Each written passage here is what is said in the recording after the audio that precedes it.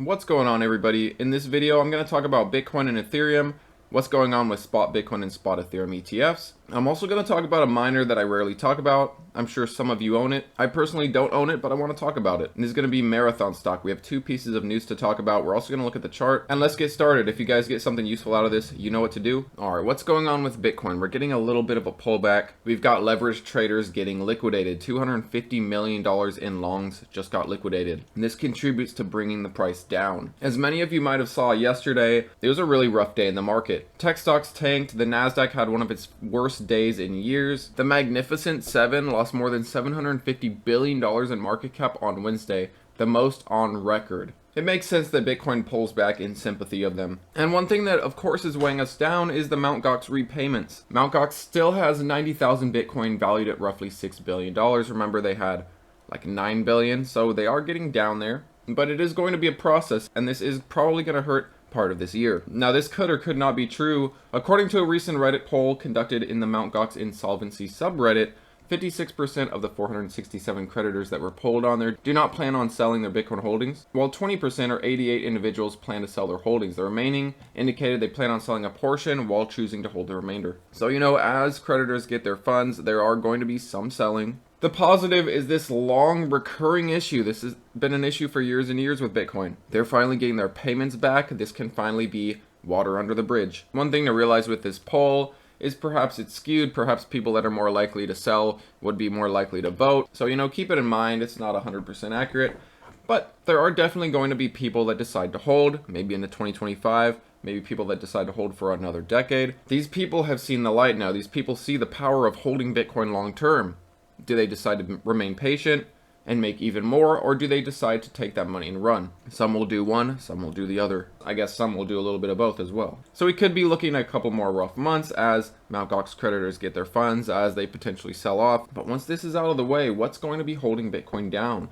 What's going to be the sell pressure? When we have consistent spot Bitcoin ETF inflows, the miners are focusing more on hodling. You do want to take advantage of this short-term fear. It's not going to last forever. Now, Bitcoin ETF inflows resume, but Ethereum ETF loses 133 million. Guess why? Grayscale. No big surprise, we saw the same from Bitcoin. Everyone leaving the higher fee fund for a cheaper fund, and similar is happening to Ethereum. Now, the Bitcoin ETF inflows were driven by BlackRock's IBIT, of course, 66 million in inflows there, while Fidelity's FBTC took in a small inflow of 1.4 million, ARK saw 3.3 million, GBTC still 26 million in outflows. It's getting smaller and smaller as time goes by, though. They will reach a point where everyone that's left is okay with whatever fee they're paying, and the people that want to move around have finally done so. Now, Ethereum experienced substantial outflows despite positive flows from Fidelity's FETH, that's kind of ironic, and Bitwise's ETHW. The total ETH outflows for the day reached 133.3 million. According to Farsight UK data, the Fidelity Ethereum ETF recorded a staggering 74.6 million inflow. In addition, Bitwise's Ether ETF saw 29 million in inflows, down from the initial 204 million debut. Meanwhile, net outflows, we have Grayscale's Ethereum Trust, ETHE, with a $326 million withdrawal because of its high fee. If they don't change these fees, there is going to be an exodus there. And we also have some more kind of iffy news, bad news, I guess you could say. BlackRock's spot Ethereum ETF, their inflows plummeted from a strong debut of 266.5 million to just 17 million on its second day. Here's something interesting. Grayscale's mini Ethereum Trust, with their low fees of 0.15%, I believe that's for the first 6 months or $2 billion of inflows, whatever comes first, so take advantage of it while you can. They saw $45.9 million of inflow. But we did see overall net outflows on the second day of Ethereum spot ETF trading live. I think similarly to Bitcoin, there will be inflow days and outflow days. We will see a lot of selling from Grayscale, but trust me, BlackRock, they're going to continue to find ways to increase assets under management in their fund, just like they're doing with IBIT. They have other funds that they own that are adding to that, and I do expect we'll see something similar for ETH. They're going to prop it up themselves, along with seeing inflows from everyday investors, of course. And similarly to Bitcoin, we will see net inflows over time from Ethereum, and this is definitely a net positive. But similar to Bitcoin, we will see Grayscale selling, people getting out, looking for better fees, and basically money is going to be moving around for a while, similarly to Bitcoin. And remember, when the Bitcoin spot ETFs went live, there was an initial little drawback, a little cool down The market's probably trying to force that with Ethereum. It knows that that's the most likely scenario, as Bitcoin saw the same thing. An initial kind of a buy the rumor, sell the news, although in my opinion, Ethereum really didn't pump that much on this news. Now, I also want to get into Marathon. We have two pieces of news. First, this. Largest Bitcoin miner, Marathon, on Wall Street, ordered to pay $138 million. Is this a big deal? I don't think so. We're talking about like a $7 billion market cap company. But Marathon Digital is reportedly required to pay a multi-million-dollar penalty to the founder of a competing mining company. This is going to be Hut 8. Michael Ho allegedly developed a growth strategy for Marathon, but did not receive the appropriate compensation. And I'll leave this down below for you, but basically this lawsuit alleged that Ho had developed a growth strategy for Marathon, including plans for a large-scale Bitcoin mining company or facility in North America. Marathon was accused of executing this strategy without compensating Ho for the proprietary information he provided. I think that's kind of a interesting claim. No, hey, look, it's Rex Finance. Let me know if you guys watched this guy back in 2020. He was a big CleanSpark bull. Now, Marathon addressed this issue, stating that they respect the decision, but they're convinced that the jury reached the wrong conclusion. There is no wrongdoing on the company's part. We also believe that the damages awarded have no legal basis. We intend to challenge this verdict and commence the appeal process as soon as possible. $100 million is no big deal to Marathon. We actually have news about $100 million being used to go to buy Bitcoin. Bitcoin miner Marathon buys $100 million worth of Bitcoin, will once again adopt a full HODL strategy. And they hold over 20,000 Bitcoin and plan to buy more in the open market. This is the time, I think, for these Bitcoin miners to focus on buying Bitcoin, not just buying more machines, increasing the exahash.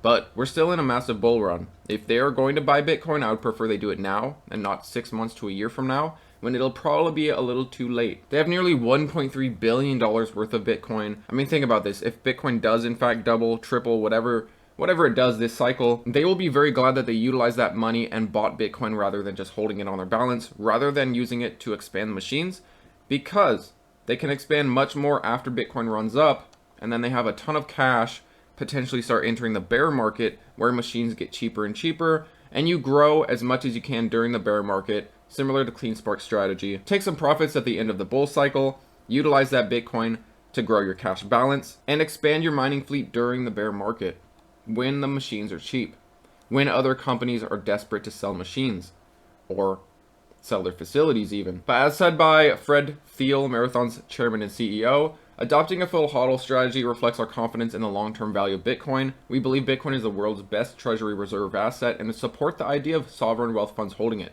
We encourage governments and corporations to all hold Bitcoin as a reserve asset. Of course you do. Alright, now looking at Mara on the chart, I did want to remind you guys that earnings is coming up. And what I think will be very big here for pretty much all of the Bitcoin miners is not actually what they report, but what forward guidance is going to be. I think Wall Street expects what they report to be pretty iffy. We just got past the halving, we just got past rewards being cut, and this quarter is the first to reflect it. I'll show you what I mean. Their estimate of 157 million in revenue is a huge drop from their estimate of 182 that they missed. They reported a 165 million in revenue. But basically, you know, these companies typically, they grow revenue at an astonishing pace. However, after the halving, we do see a dip in revenue. This is normal, and this is okay. They will make it through this. They're also expecting to flip to unprofitable after multiple quarters of profitability because of the halving. But my point was, forward guidance is going to be huge. Can some of these Bitcoin miners guide a profit with a 70k Bitcoin? When do they expect to return to profitability? The market will be closely looking at forward guidance. What I'm hoping is Bitcoin rallies coming up to the earnings for these miners.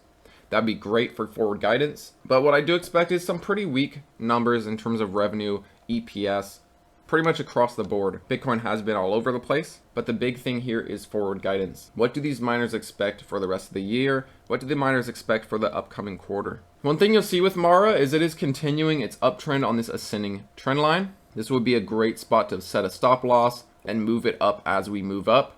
I do expect Mara to continue trending up, and at some point it is going to take out these resistances and flip them as a support. One area that's no surprise, it's very important as a support, is the $20 psychological level. This was a previous resistance at times. It was a previous bouncing off point back in the last cycle, and we are above it right now. We were kind of jumping in between it right here, not really respecting it, but I do think once we can maintain above it, we will use it as a bouncing off point along with this ascending trend line. And we will kind of just continue this general direction, maybe finding resistance here, riding up this, eventually breaking out of this trend line and this trend line, creating new highs, 52-week highs. Will Mara see new all-time highs this cycle, get into the 80s, get into the triple digits? I'm not betting on it. I do think a stock like Mara has potential to maybe double from here, maybe triple, but to expect a 4x from here where it's at, you're talking about basically a 20x from its lows. That might be a little too much to ask for. But let me know where you guys think Marathon stock is going to go by the end of this cycle. Will it peak into the triple digits, or is that a little too much to ask for? And are you taking advantage of this red day for the Bitcoin miners for cryptos? Let me know what you guys are buying. I do think we're looking at some of the last opportunities to be a buyer this cycle. The higher up we go, the more risky it becomes. This is definitely nothing like the 2022 and 2023 days. These Bitcoin miners for the most part have risen a lot from there. Cryptos as well, and as we go up, it does get that much more risky. So remember, as things move up through the rest of this cycle, be ready to take some profits, be ready to get that cash pile ready for the upcoming bear market. There are going to be great times, there are going to be bad times. We have to prepare for both. But thanks as always, guys. I appreciate you, and I'll see you on the next one.